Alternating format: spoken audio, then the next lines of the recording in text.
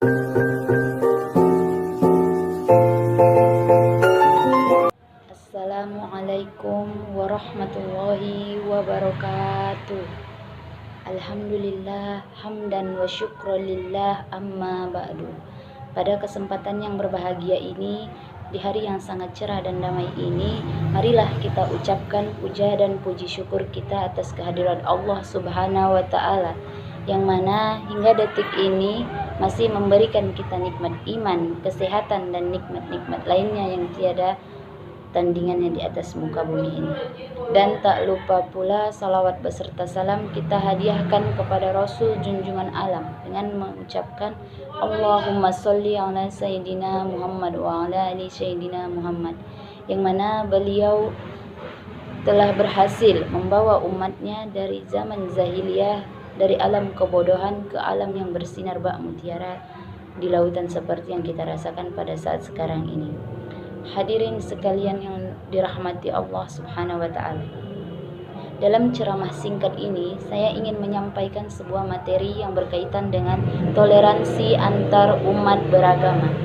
Materi ini saya rasa masih sangat signifikan dan urgent bersamaan dengan gejala masih mengentalnya sentimen-sentimen keagamaan di berbagai kawasan di negeri kita. Sesungguhnya tidak ada paksaan dalam agama.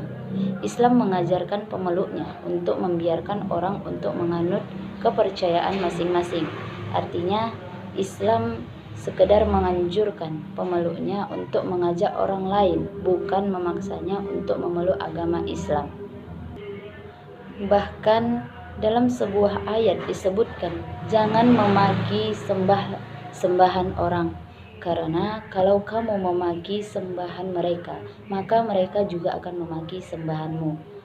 Fenomena tentunya merupakan tantangan bagi para cendekia kita untuk segera merumuskan cetak biru toleransi beragama di Indonesia, sekaligus tanggung jawab para ulama untuk memahamkan umatnya akan hakikat toleransi sesuai ajaran agama Islam, sehingga hubungan intern dan ekstern antara umat beragama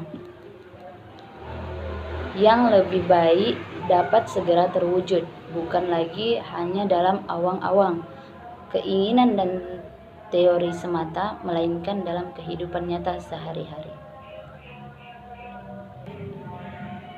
Adapun konsep toleransi dalam Islam, semua orang tahu bahwa agama Islam adalah agama yang paling toleran terhadap pemeluk agama dan kepercayaan lain.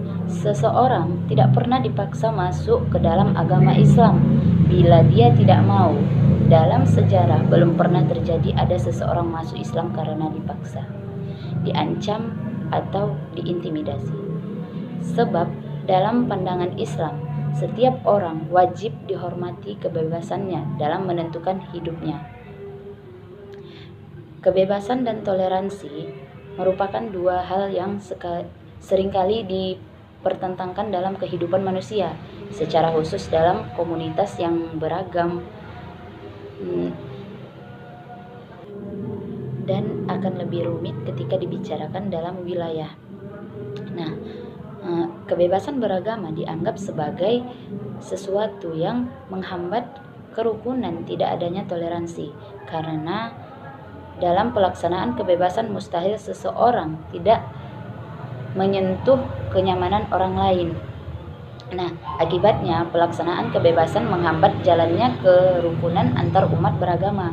Kebebasan beragama pada hakikatnya adalah dasar bagi terciptanya kerukunan antar umat beragama.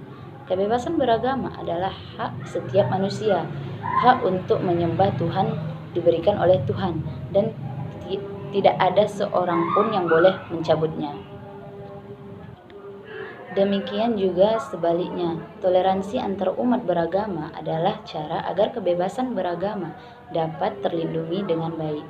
Nah, kebebasan dan toleransi tidak dapat diabaikan, namun yang sering kali terjadi adalah penekanan dari salah satunya, misalnya penekanan kebebasan yang mengabaikan toleransi dan usaha untuk merukunkan dengan memaksakan toleransi dengan membelenggu kebebasan. Nah, untuk dapat mempersandingkan keduanya, pemahaman yang benar mengenai kebebasan beragama dan toleransi antar umat beragama ini merupakan sesuatu yang penting dalam kehidupan sehari-hari dalam bermasyarakat.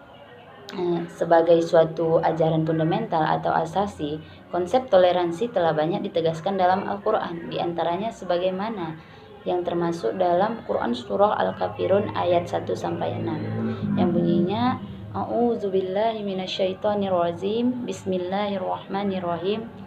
Qul ya ayyuhal kafirun la a'budu ma ta'budun wala antum 'abiduna ma a'bud wala ana 'abidum ma 'abadtum wala antum 'abiduna ma a'bud lakum dinukum waliyadin. Sadaqallahul.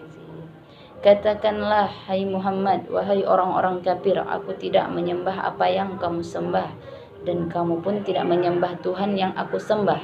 Aku tidak pernah menjadi penyembah apa yang kamu sembah, dan kamu pun tidak pernah menjadi penyembah Tuhan yang aku sembah.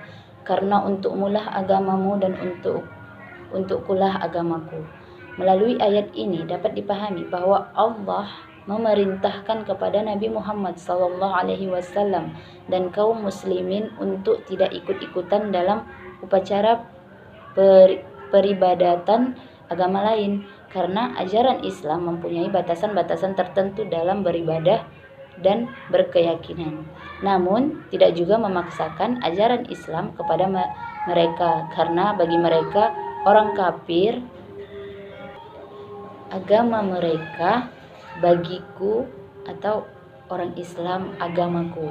Nah, nampak di sini adanya keseimbangan antar tidak turut campur dalam urusan ibadah agama masing-masing dan tidak memaksakan agama kepada mereka. Nah, demikianlah ceramah yang bisa saya sampaikan. Mudah-mudahan disertai hidayah dan ridho Allah serta bermanfaat bagi kita semua. Amin. Kurang dan lebih saya mohon maaf, kepada Allah saya mohon ampun. Saya akhiri dengan wabillahi taufiq wa hidayah. Wassalamualaikum warahmatullahi wabarakatuh.